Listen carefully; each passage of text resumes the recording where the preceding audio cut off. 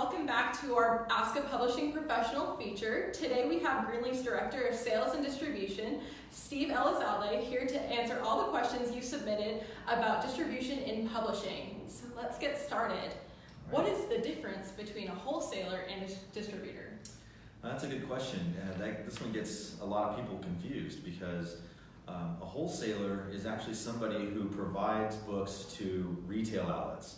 So they're providing books to your Barnes and Nobles of the world, your local bookstores, your big box stores, what have you, and they actually get the books from publishers or distributors. And a distributor is someone who actually takes the books that a publisher creates and sells them to the different wholesalers. And those wholesalers prefer to work with the distributor because if they're working with an individual author, they have a very hard time, even from an accounting standpoint, to keep up with all of the authors. You can imagine, with the millions of books that come out every year, a wholesaler would struggle to keep up with a million different authors. But with a much lower number of distributors out there, it's a lot easier to work with a distributor who is selling books to them, to then in turn sell to a retail outlet. Awesome. Okay, so number 2, how important is it to get your book into airports, and how do I get my book into airports? Airports are an interesting thing because it is important for certain genres, but not as important for other genres. So for example, a business author really should be in the airports because that's your audience. It's your captured audience. They're looking for things to do, and the best thing to do is to walk into a bookstore and kind of browse and see what's out there. And so when you have a business book, or you're a self-help author, but what you're doing is actually geared around your business, that still works for you, and you still want to be in the airports. That's always the toughest part. The unfortunate thing is for like a fiction author or another genre, it's not as important. And you would think that it would be because you want to get in there, but think about all of the other authors that you're competing against. You're competing against your John Grishams and Nora Roberts of the world. Well, it's really hard for a first-time author to get in there. And if you do happen to get in there, then you're competing against these big names, and your book doesn't necessarily sell. And so it really becomes more of a marketing brand building expense, which is nice, but the question is, are you willing to spend thousands of dollars to be in that airport? For genres like fiction authors, you're better off actually doing a lot of online promotions, building your audience from online than you are in an airport. Other genres like cookbooks, where the book is heavily designed, there's a lot of pictures and it's an oversized book. Airports really don't like having those giant books in there. They prefer to have smaller books, and so and not only that, you have everyone else that's walking in there. They're not necessarily looking for a cookbook or some type of photo book, and so being in the airports makes it really hard to be in there. So you don't necessarily need to be in there like a business author. Much like a fiction author, you're better off going online, working on your blogs, doing things that are going to be promoting your book from that standpoint, social media, than you are actually in the airports, because you're going to get a little disappointed with the sales in those airports. The follow-up question is, how do you get there? Again, going back to the distributor, you need to work with a distributor in order to get in the airports. Airports won't work with individual authors. If you're a self-published author and you're trying to get into the airports, they're going to turn you down and they're going to push you to a distributor to help you get in there.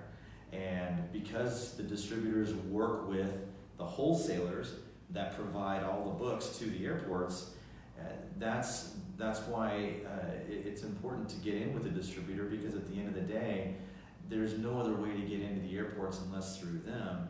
And even then, remember, it is still tough to get into the airports. You're competing for space that is extremely limited, with thousands, hundreds of thousands of other authors vying for that same spot. So it does get tough, but if you can get with a distributor and get into the airports, it can be very valuable for business authors, self-help, and the nonfiction. Awesome. So, what are the different placements bookstores, and does genre matter for those placements? There's a lot of different placements for the airport. So if you walk into an airport store, you'll see a lot of different types of displays. You'll see a rack where there's 4 shelves and maybe fits 4 books across, and it stands up to about chest high. Those tend to be out in front where they call the lease line, so that when customers actually walk into the store, or they walk past the store, they see those books constantly. You also have things like tables. Table displays, in my opinion, are some of the best displays because you get the most bang for your buck. And so those displays are usually in the flow of traffic. So when people come into the store, they're walking right by that display. And so since people tend to browse the display, because there's 40 or 50 different titles on there, you get an opportunity to really kind of stand out away from the business book section or other section, and be able to get more eyes on your book than you would have otherwise. You have other placements like end caps. End caps are those displays that are attached to the aisle and are on the very end of the aisle. Those again are usually stand about chest high, maybe sometimes a little higher, and they're usually about 5 shelves high and hold 4 or 5 copies across. And those tend to be really good displays because oftentimes the airports like to put one title on that to make the biggest impact. They're more costly, but the impact that it has can be a lot bigger than some of the other placements. You have other placements in there as well. Some of them we'll call it a kind of POS display or point of sale display, where you might have a couple of books sitting at the front of the register right there on the counter. You might have some shelf talkers where they're little cards basically that fit on the shelf underneath the book. You also have face out promotions where rather than having your book only having the spine sticking out, it has the whole face or the front cover of the book. So in each store is going to vary a little bit, but those are a lot of the basic placements that you find. For the genres, it depends. The racks that you see that they're standalone floor racks, a lot of times the bookstores want to theme those racks. In other words, during the month of January, it might be a New Year, New You theme, and so you'll see diet type books in there. In the middle of the summer, you'll see summer reads, and so it'll be all books that are kind of beach reads, fiction novels, things like that. And other times of year, you might see other things like Easter or Christmas, things like that. But it's going to have a theme. So it's nice to get on there. If your book fits that theme, it's great to be on there because it gets a lot of traffic, gets a lot of eyes, and it tends to be something that the store managers are actually pushing, especially if someone's trying to have a good suggestion on a book. When you're looking at some of the other displays, whether it's fiction or business or what have you, really the best overall display, in my opinion, like I said earlier, is really the table. And that's the best one because you get your more bang for your buck, and you're next to some of the biggest names in the publishing industry. And when people are looking at these biggest names, some of the fun things people like to find are that hidden gem, that author that nobody knew about, but they're the first ones in their group to find it. That you're kind of piggybacking off of some of those big name authors, which is really helpful. So when it comes to what type of display, it really doesn't matter on the genre. What really matters is kind of where you're placed and which one can you get the most bang for your buck. Cool. Right. So front and center, best place to be. That's right. Okay. So what distribution channels does Greenleaf offer? Yeah, Greenleaf has a lot of different distribution channels.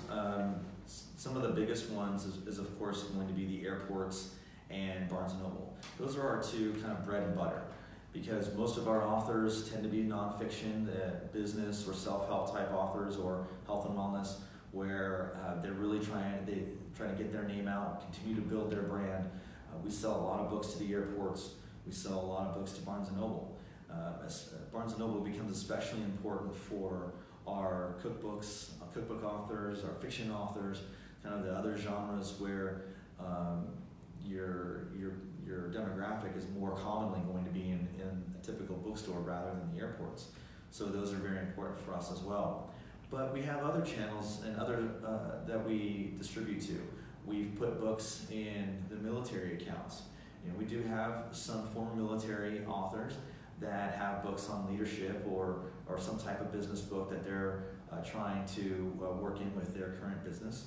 And so we work with them and help them get into the military bases. We also have, we work with wholesalers that get into big box stores. So your Walmarts and Targets of the world, well, we work with them, Costco. We have a lot of success getting into Costco because Costco's kind of starting to buy regionally, which is great for our authors because Costco is such a big name. To be in a Costco is fantastic, and because they're not buying nationwide, they're very strategic about it. It makes for a very smart placement and a great way to build your brand.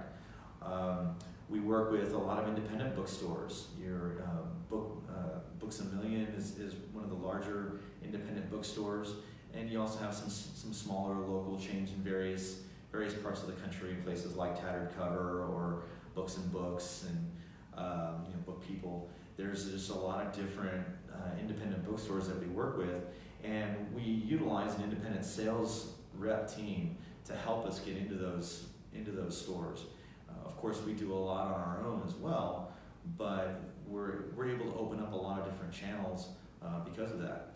We've also been in grocery stores, so we work a lot. We'll work with grocery stores where it makes sense, and again, very regional, and grocery stores can be very picky. So we're very strategic about what we present to the grocery stores as well. So a lot of different avenues. Just about any place that we can sell books, we put books in. There's even been a few random places that we've been into, like Bed Bath & Beyond. We've also been in places like the Container Store. So while we may not have books in there today, we have had books in there in the past, and so we can do things that are a little bit unique and tailor-made for our authors. So we have the connections to do whatever you want. Okay, so it seems as though the online sales are dominating the market. Is retail brick and mortar distribution still relevant? Yeah, that's a good question. So yeah, definitely still relevant. What's interesting is that while the online space is the most popular, and Amazon, of course, dominates that space, the interesting thing is there's been, over the last several years, there's been a great resurgence into buying local, supporting your local bookstore, supporting the independent bookstore. And that's been fantastic to see, because while Amazon is a big conglomerate, you can get anything on there.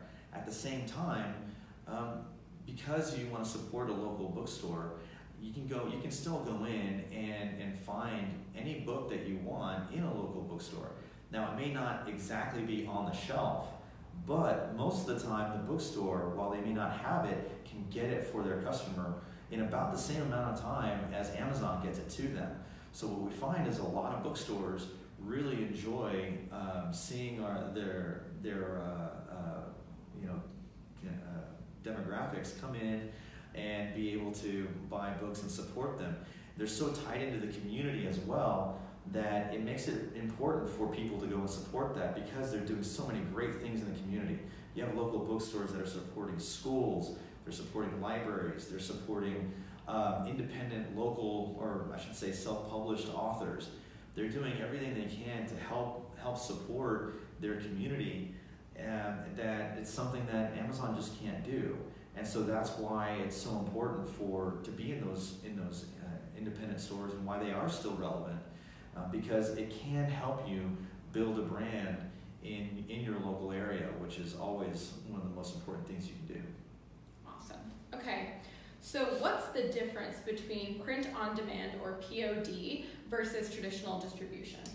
Yeah, print on demand is interesting in that, since the advent of print on demand, it's given an explosion to the number of authors and the number of people that feel like they can write a book, which is great, because if you have something you want to get out and put out on the market, you can do that. It doesn't cost you anything to print. It doesn't cost you anything to ship. All you have to do is have files ready to upload into an online printer, like through Amazon or through Lightning Source. And what's nice about this is that because it's online only and because you're not having to pay any printing costs, every time someone orders a book is printed for you. And so the costs are built, the printing costs and the shipping costs are built in already. So nothing's coming out of your pocket, you're just collecting royalties on it. With a traditionally distributed book, you're actually paying for all the printing. You have to pay for storage costs. You have to pay for shipping costs. Those are all expenses before you even sell one copy of your book. And in addition to any expenses that you had to edit the book, to design the book, those kinds of things, if you really want a good book, you have to invest in all of those aspects of creating the book, and that can be pretty tough. It's a lot of money to put forward, whereas print on demand, it's a lot easier to get into the publishing world and be a writer through print on demand, especially if you're trying to build an audience and you're a first-time fiction novelist. You know what? That's probably the best way to go to get you started, so you can build your audience, and then later on, once you have an established audience, have a traditionally distributed and published book. Is it true also that POD is more for niche authors? They have a smaller audience range, and their content is a little more niche to a specific subject too? I think it's best for those, yes, because again, you're not having to make a big investment early on. A good example might be poetry. Mm-hmm. A poetry book, there's a very specific audience. It's very niche, and because it's so niche, you don't want to have to go and print 2,000 or 3,000 copies, mm-hmm. And have them sit there while you're trying to sell as many as you can. It's a lot better to go ahead and go and print on demand and allow yourself to push through online and be able to sell your book that way without having to make that big initial investment. So yeah, it's great for those niche audiences. Perfect. Okay, so what does it take to become a bestseller? It takes a lot. First and foremost, like I said a second ago, it takes an audience. You have to have an audience. You have to have a group of people that already know you, that already demand your book. And so because of that, it makes it very hard for a first-time author who hasn't built an audience to print a book and then expect it to go sell. Unfortunately, you could think or may actually have the best written book in the world, but if nobody knows you or it exists, you'll never sell it. Even though you feel passionately that everyone should read your book and that it's going to help change the world, it doesn't matter if people don't know about it. And so you really need to have that audience to help you build that word of mouth and help you sell as many books as possible. So that's why it's a lot easier for a first-time business author than it is a first-time fiction author, because a first-time business author generally has a constituency that they're already selling other services to. They already know about them, and so now the book is just an added value to what they're already doing. Whereas a fiction novelist doesn't have that audience already built in. They have to go get it. They have to go and work for it and build it.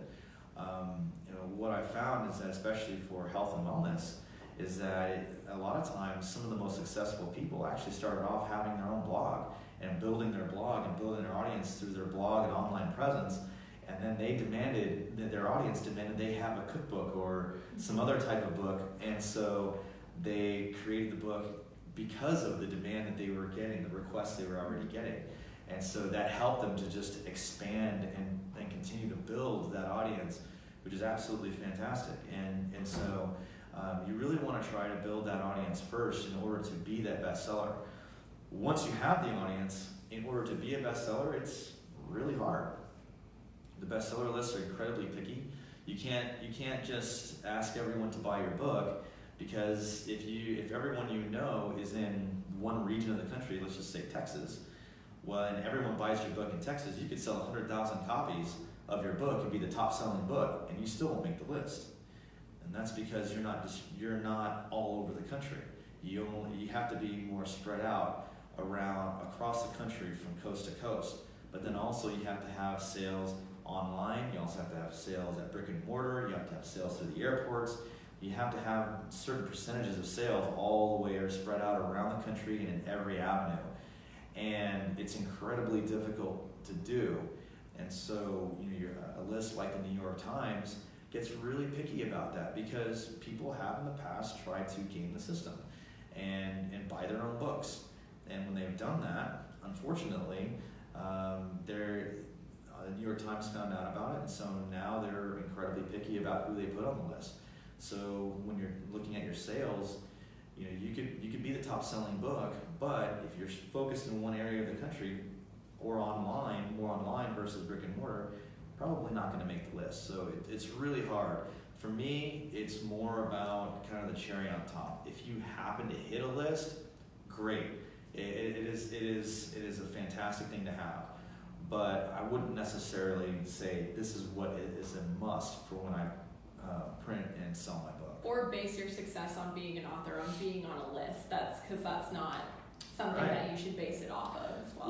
We have authors here at Greenleaf that have sold over 200,000 copies of their books and have never made a list.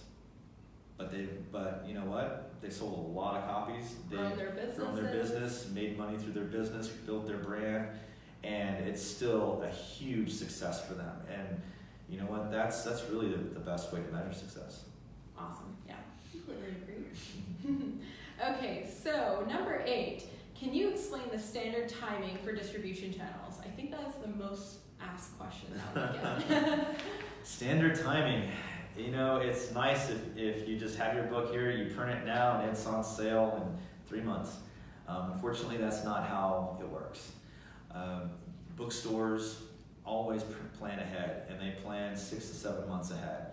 In fact, in Barnes & Noble, if you don't have metadata, which is the vital information of a book, your ISBN, the page count, your cover, your price point, things like that, if you don't have it in their system 8 or 9 months ahead of time, you can't even present to them in 7 months out. Mm-hmm. So Barnes & Noble requires that we present to them 7 months in advance, and that is a normal timeline for them. Same thing with the airports. The airports prefer to see the books 6 to 7 months in advance in order for you to be in their stores, because things fill up fast, they make plans quickly, and they know what books are coming out. So they're planning their budget based around the books that are coming out that they're getting from their traditional publishers, your Random Houses and Simon & Schuster's of the world. And so because of that, the challenge is you got to get into that space at the same time so you have the best chance of getting in. As each month passes by, your chances of getting into the airports or other bookstores go down significantly. And if you're trying to get your book into a bookstore with only 2 or 3 months in advance of the pub date, chances are you're not going to get in without some absolutely amazing publicity.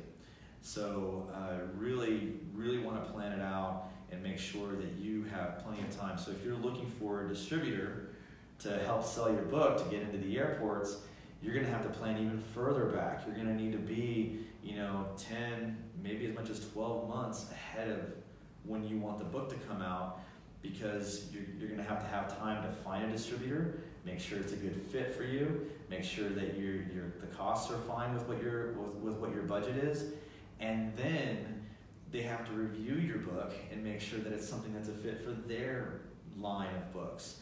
And so you need to have plenty of time so that when they do finally bring your book in, they're doing it at least a month or 2 in advance of when they have to present their book, your book, and get all the information out to these different bookstores.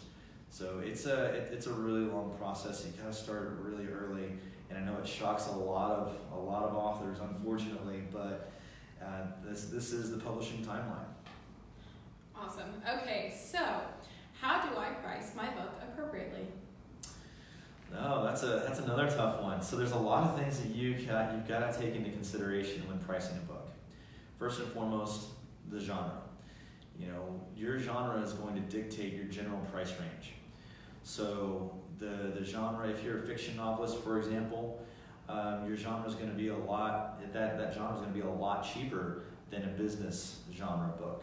And in fact, it could be as much as $10 or $15 difference between what you price a fiction novel versus what you price a business book. So it really depends on what genre you're in. The second thing you need to look at is the binding. Are you a hardcover or are you a paperback? Hardcover generally commands a higher price than a paperback does. But again, it's dictated by the genre. If you are a business author with a hardcover book, you're going to command anywhere in the $20 range. But if you are a fiction novelist and hardcover, you're going to command something in the high teens. It's a big difference. So you've got to really understand that the genre and then what the binding is. Not to mention, you also need to know what the page count is. The page count ultimately determines what the final price is going to be. You'll have a price range, you'll kind of know where you're going to be, but it's that page count that makes the ultimate determination. You can't have a 150-page fiction novel and price it $24. No one's going to buy it, unfortunately. But you take that same book and you price it down to the low to mid-teens, 13, 14, 15. Now you have a fighting chance. So you got to see what other books in the genre are doing, and what you want to do is the best thing to do. You can go online, go on Amazon, look at the prices, look at what the list price is, not what their discounted price is. Look at the list price and see and look and find the page count and see what the prices are for that genre with the same binding as you, with a page count that's similar to yours, generally within 20 pages of that book. And that's going to kind of bring your price range into fruition. And so you want to stay within that general price range. Too high, you're not going to sell enough books. Too low, and oddly enough, you're not going to sell a lot of books either, because they'll just buy the Kindle. Mm-hmm. There you go. Okay, so last question. How can you further explain the difference between international sales and foreign rights?